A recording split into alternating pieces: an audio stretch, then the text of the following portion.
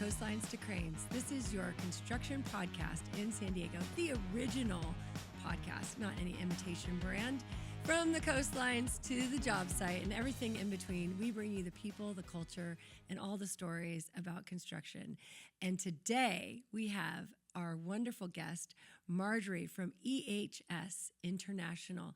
She has this incredible story about what motivated her to start her safety business. And from a few dollars in an apartment, she grew her wonderful business.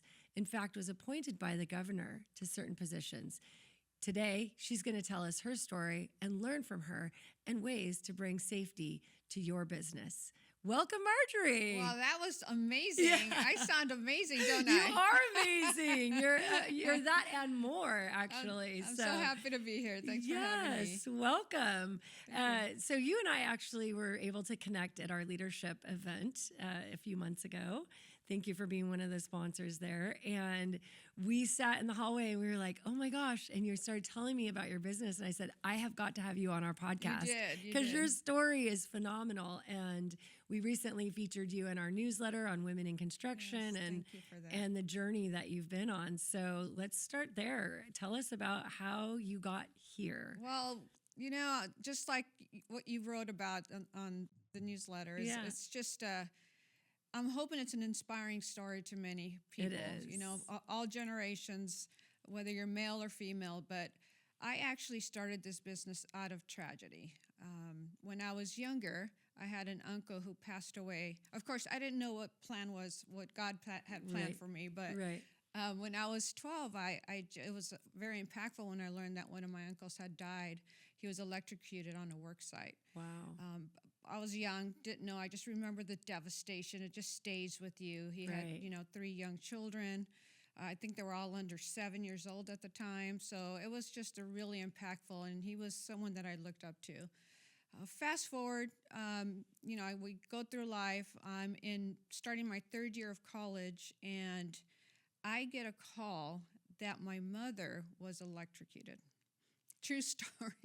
You can't make this up. I laugh now because I can now. That's past. Wow. But she was completely disabled. So I'm first generation Mexican, and I was going to be the first one to graduate from college. I was just so excited about it. This happened. I'm the only daughter, and all of a sudden, my world has completely changed because now I had to take care of her. Right. So my dreams were derailed. It was just such a devastating thing, and I was angry a lot of times. Like, why me? Why couldn't I just finish? I was so close. Right. And it just devastated me. But the good news is she was with me. She helped me with watching my son while I was working. And then this one evening, I was at a conference, or at a business meeting actually in Chicago, and I get a call from my mother because she was helping me with my son. She goes, he just took his first steps. And I missed it. So at that point, true story, I still feel like I'm there. I went into my hotel room, went down on my knees and prayed and said, God, this is not what life's about. I need to be present. I need to do something that can change opportunities for other people. So at that moment, I get this message in my brain says, start a safety company so girls like you and boys like you don't have to stop going to college, and save lives. Teach them how to be safe at work so they get to come home. And that's really what motivated me. I wasn't the sharp businesswoman that had a business plan ready to go. None of that happened. All I knew is I had to jump in faith and trust that this was going to be the plan for me. So the bad news is I didn't have any money. I had $300 left because I had just purchased a home. So we all know we go broke after we purchase a home. And I literally had to come back, lease the house, and got an apartment. And I had $300 left. So what I decided to do at that, and just a dream, faith. I mean, I didn't know what the heck. I've never started a business. I have chills. I lost my mind. I really think I lost my. But I'm just going to do this. Right. So the people that I worked for in the past were occupational health medical groups. So I was responsible for developing these occupational health, and we would get clients that would say, where can I go for back safety because they had so many back injuries and they had, work comp injuries. And again, not knowing what my future was in store. So I had developed a lot of relationships. So I took that $300 and I'm going to age myself, but I bought a copier, fax machine, and phone in one. Love so it. I don't know if you remember Love those, it. but they do exist somewhere. I'm sure they do. So I put it in my apartment bedroom. And when I did that, and then I created these crazy flyers that if you saw them now, it's a miracle I got any calls. But I was a CPR and first aid instructor at that point.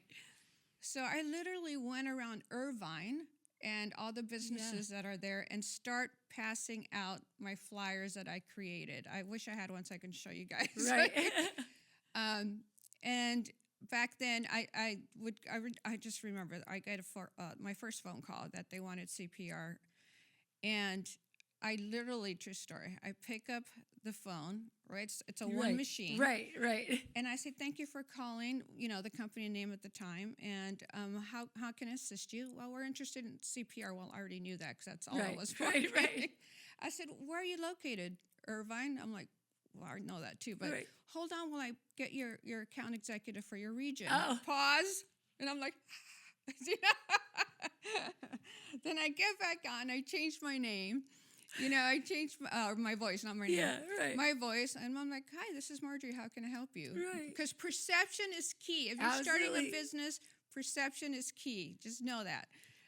So I wanted to sound a lot bigger. Right. And that's really how it all started. It took me about 4 to 5 years before I could stop taking side consulting jobs. So it wasn't easy. It was quite the ride. But fast forward, here I am. I started this business back in 1997. This is my 29th year. Wow, congratulations. And thank you. That's big. I've survived 2 recessions. You've grown from okay, let me get somebody for you. And it's just It's really amazing. And, God is good and a lot of hard work. Failure was just not an option for me. So honestly, that's where it all started. And again, fast forward, here I am, 29 years. Next year will be a big 30th, so we'll have a huge celebration. Right. But, I've been, as you mentioned, I've been appointed by Governor Jerry Brown Jr. To sit on a state board. They actually came looking for me, which was amazing, to help with regulatory changes for underground excavations. So my tenure just came up about 1.5 years ago with that, but I was the chair for a couple years. I was able to be part of that regulatory process, and then Newsom reappointed me, so I served 2 terms. So it's been quite the journey. I've been featured on Oprah and Entrepreneur, and I know. Oh my gosh, I didn't even know Do I sound like I'm bragging? Because I am. I'm totally bragging. We have to. You absolutely should be bragging, and that's amazing. Yeah, this is so great. As women, we need to brag about what we do. So I'm like, I'm going to talk about all that. So that's kind of how it all started. Now we have a national footprint. We're predominantly known in California throughout the state, but we do a lot of work with constructions, a large book of business, which is why we're here, and then also public agencies, water, wastewater. So we're considered experts in those fields. Excellent. Now, you kind of started talking about what EHS International does. Share with us, from the original CPR, what do you offer now? Like, what's the book of services that you can offer contractors?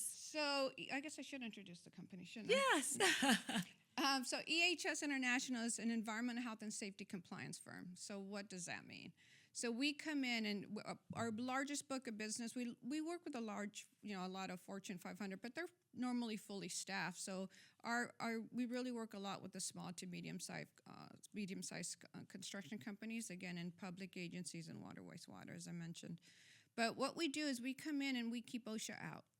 So we're the good guys. Yes. So I don't like saying OSHA, but we are the good guys. So we help companies when they're first getting started to make sure that they have all their safety compliance. They're making sure they're in compliance with everything from your written programs.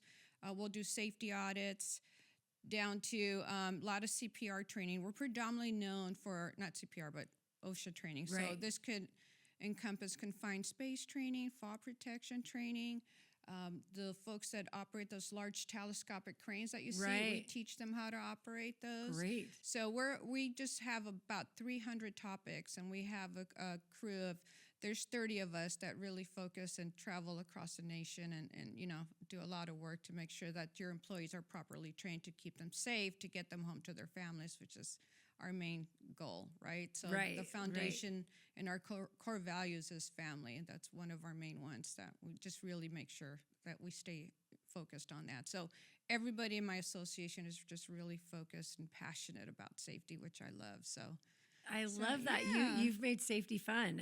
When I first started with ABC and they hired me as the safety gal, I was like, oh, I don't want to do safety, but you are an inspiration because you have made safety fun and interesting and fascinating and have grown your business. I know we've partnered with you at ABC as well for our apprenticeship, Yes. for some of the certifications that are required for the program there, and EHS has been able to deliver a great program for us through our partnership. For a small mid-sized contractor that needs help, I sometimes get calls that say, where do I start? I don't even know where to start with safety. Right. Who do I call? Can they call you to get, is there a company that's too small for you to work with, or a company, is there a size range, and where could we direct somebody to get help for it if they don't know where to start with safety? Well, they can certainly give us a call. Okay. And we're not lawyers. I'm not Yeah, bashing yeah. lawyers because we need you, but we won't charge you for the phone calls, So we'll really try to Wonderful. provide you resources. I'm a huge advocate to help people get started. So we understand when they have to, when they're bidding contracts, they have to make sure that all their safety programs are in place. So if I can help them and provide them some free services, if I can just give them a link, I'll certainly do that. If it's a little bit more complicated, then obviously, we would help get there. But what we do offer, so and so ABC members know, Right. San Diego, is we do offer a 1-hour free program review. Oh, So great. what we'll do, so you can give us a call and we'll review it, and then we'll give you our recommendations. If there are no changes, we're a Christian company, Right. So we're not going to charge you for something like that. Then we'll say it's perfect. Now, if there's some changes, we'll give you recommendations on what to change, and you have the option to do it yourself or allow us to help you do it. So, and because they're ABC members, also we establish a preferred rate for your members. So just know Wow. that. So if they need help, they just need to Wonderful. mention ABC San Diego. Okay. And we'll go ahead and put that down for them. So it'll help them. And just share your story with us if you're small contractors and we understand it's difficult. Talk to us and let us know that, here's where I'm at. We don't have much of a budget. Right. Whatever, just open, frank, and then I'll make sure to try to help you any way I can. I mean, they pay it forward, A lot Aw. of people help me growing the business. So, and I truly mean that. And maybe we'll have my information Yes. where they can contact us. But you can Absolutely. just go to ehsinc.org, ehsinc.org, and then just go ahead and say you heard my message here today, and we'll make sure to reach out to you and see how we can help you because we want you to be successful. So, That is so generous. Yeah, thank thank you, you. Marjorie. That's really Yeah. nice because as you're familiar, you've been there starting a small business. It's so Right. hard to manage the books and everybody out in the field, and then make sure the key is, like you said, making sure all of our employees get home safely every night and back that's to their what we want. families, and that's what we want.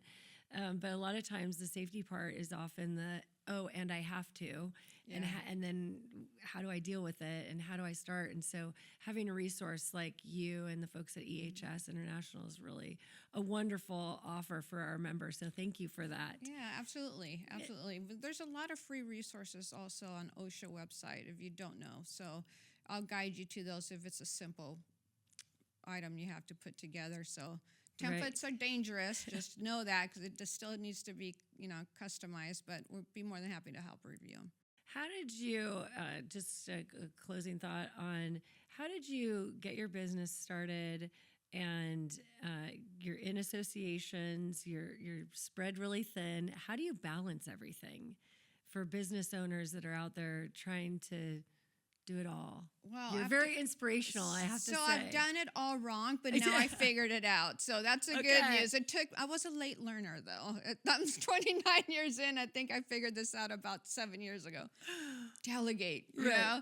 Delegate. But, you know, when you first... the famous word. I know, I love it. But I can do that now. Before, when you first get started, you clearly can't, you know. You don't know when to hire, what's the right time. When people are starting their business and you're getting going, you're just trying to make ends meet, right? And then it's adding associations, and everybody wants you to join their association, and then there's more time, and there's committees and boards working, you know, with the governor and his being appointee and all of these things. How do you create the balance? How do you do it all? When do you sleep? I guess the question is. No, I do, but I do. I sleep very well, you know. And I do. Now I take Fridays off. Right. Oh, yeah, okay. Take Fridays off.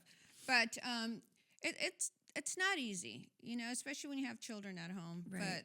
But it can be done. I work out. I need that stress release, so health is super important, and mental health. I like to box. I pretend I'm hitting a lot of people that I run into. I said that out loud, yes. That's great.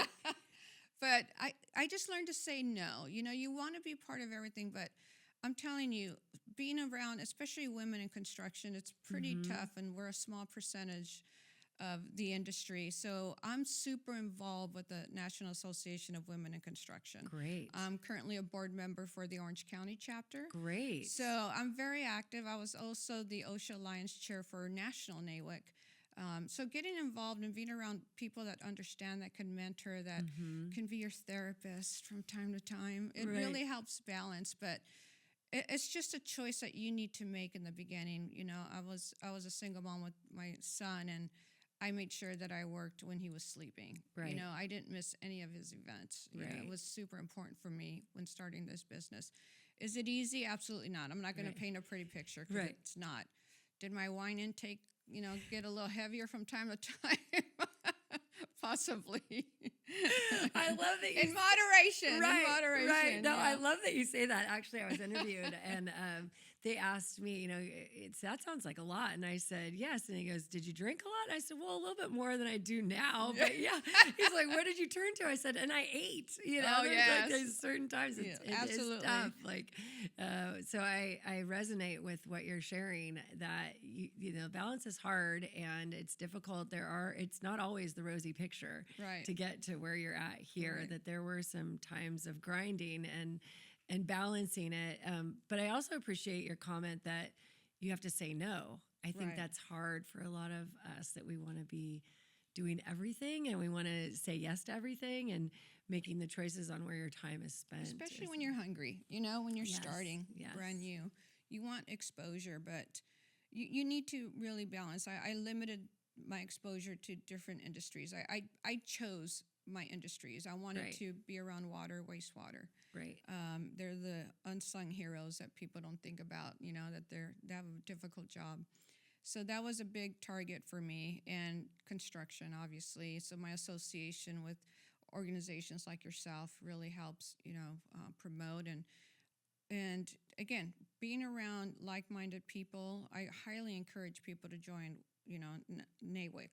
If you need more information, you can go to the website. But it's a great association of women and similar that are in the trades, actually out in the field, and being part of that circle.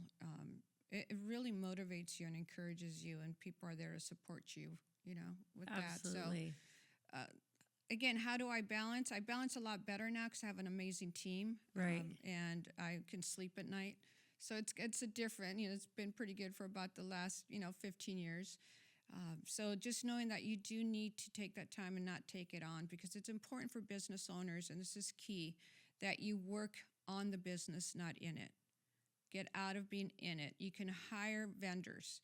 It's a lot cheaper than hiring an employee, and I would do that. I would outsource, and just to make sure. And I know it's scary when you have another invoice, but it's better than hiring someone at, you know, $65,000 a year. Right.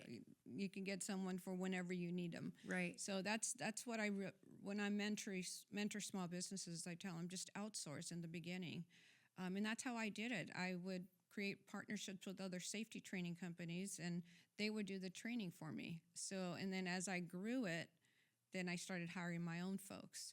So don't be afraid to outsource and try not to handle it, because if you're in it, it's going to stop growing eventually. You need to really get working on it, and that's super key. I hope that helps. Absolutely. Absolutely. That's funny because there was a quote I read this morning before I left my house, and it said, the less that you do, the more time you have to lead. Right. Because the more that you're doing, like you're saying, in your business, you're not working on your business. So, right. And I want to mention this because a lot of CEOs and business owners, when you have employees, they're caught up on their CEO.